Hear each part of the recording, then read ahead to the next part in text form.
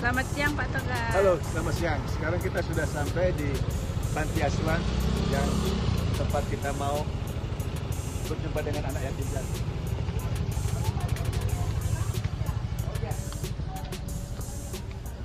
Kami juga kumpulin anak-anak. Iya.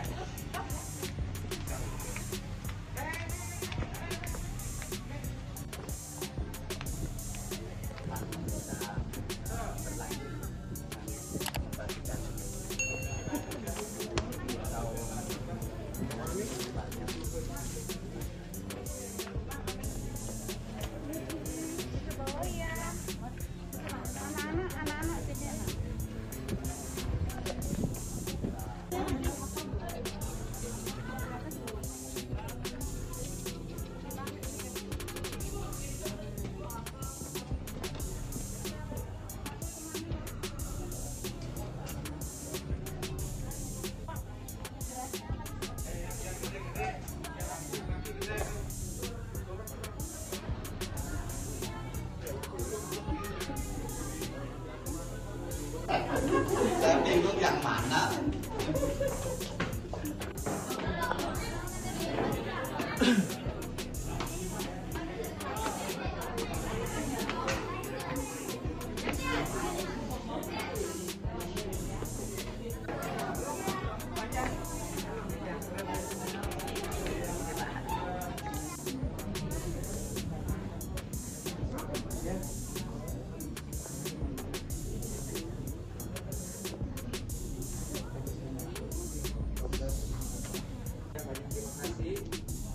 Bapak sudah datang berkunjung, jadi terima kasih banyak atas kedatangannya, dan juga terlebih daripada itu mohon maaf apabila kedatangan Bapak yang adalah kami banyak ini kurang berkenan di hati, mohon dimaafkan.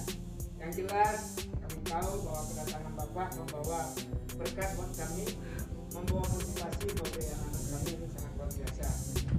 Anak-anak sekalian, tepuk tangannya.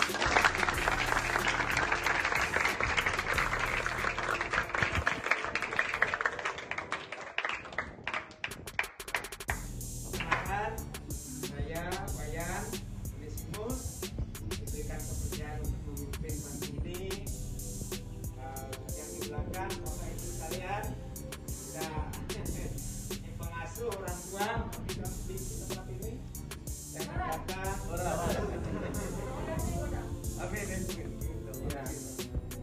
jadi sesuai dengan aturan pemerintah Pak, kami harus mempunyai pengasuhan luar dan pengasuhan dalam. Jadi anak-anak kami yang di luar ada 16, yang di dalam ini berjumlah 67. Sudah dirawat kurang lebih 5 tahun di Sanglah. Nah, itu mungkin perkenalan singkat dari kami. Kalau ada, dan kami Kalaupun kita hidup di dunia ini, itu adalah satu perjalanan panjang. Di dalam satu perjalanan itu ada suka, ada duka. Itu pasti. Ada senang, pasti juga ada sakit. Nah, terkait kenapa saya bersyukur hari ini, saya hampir mengalami kehilangan nyawa saya pada bulan Juli. Di situ ada kerinduan Tuhan, kalau memang bersungguh Tuhan, saya mau gak anak yatim, dan siapapun tidak akan pernah menghalangi saya lagi Tuhan.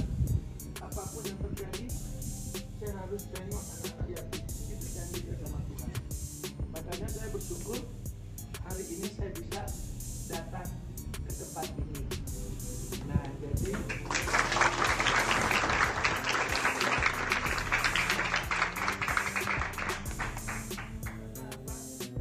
tahun 2021 bagi saya ini ada semacam pengalaman spiritual. Pengalaman spiritual kalau bukan karena Tuhan Yesus, mungkin saya tidak bisa hidup dan jumpa sama adik-adik saya di sini. Mungkin saya sudah di tempat yang lain. Tapi karena kasih Tuhan, makanya saya masih digunakan hidup sampai saat ini. Jadi itu yang saya bisa sampaikan kepada adik-adik, bahwa adik-adik masa harus bersyukur karena firman Tuhan menyatakan anak yatim, janda-janda miskin, anak-anak melantar itu dipelihara Jadi kalian gak usah takut, gak usah gentar. Minta sama Tuhan, pasti Tuhan akan kasih. Amin. Jangan pernah lepas Tuhan dari hati kita. Itu yang utama. Banyak badai, banyak rayuan, banyak cobaan, itu hanya bumbu. Dan Tuhan tidak menjanjikan bahwa hidup kita menang. Tidak pernah. Tapi Tuhan akan hadir pada saat kita minta, pada saat kita memang mengandalkan Tuhan. Nah, oleh sebab itu jangan putus-putus kalian berdoa sama Tuhan. Sama kayak saya dulu juga ditinggal sama papa saya umur 11 tahun. Saya punya adik 6 orang. Ibu saya seorang janda miskin. Telah memberikan waktu kepada hubungan atas keluargaku dan teman-teman dan rekan dari Pakulan maupun jurnalis.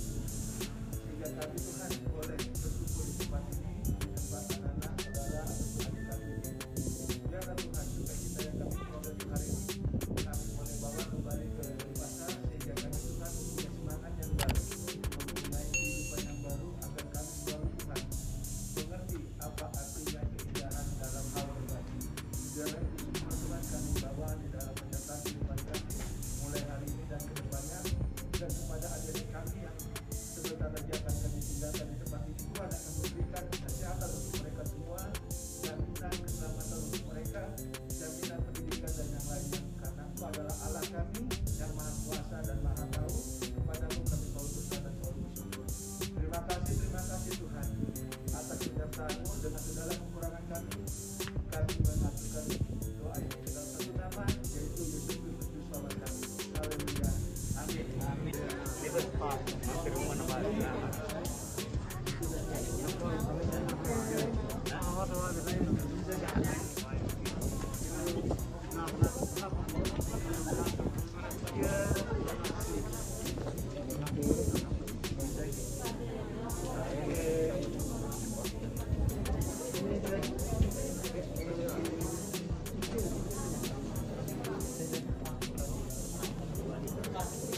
Kalau saya punya kurang bisa di Akuannya kan ada akuannya di. Putri kasih kuahnya Putri. Ini sayang. akuannya itu ya. Sini deketan, depanan sini sayang. Agak dekat sedikit ya. Dekat sedikit. Ya. Ya. Deketan.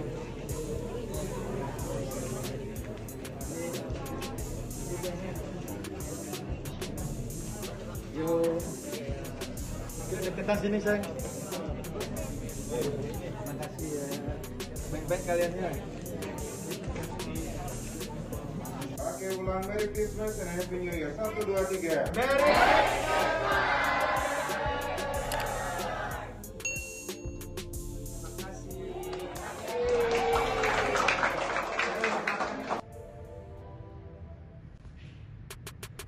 Horas, salam.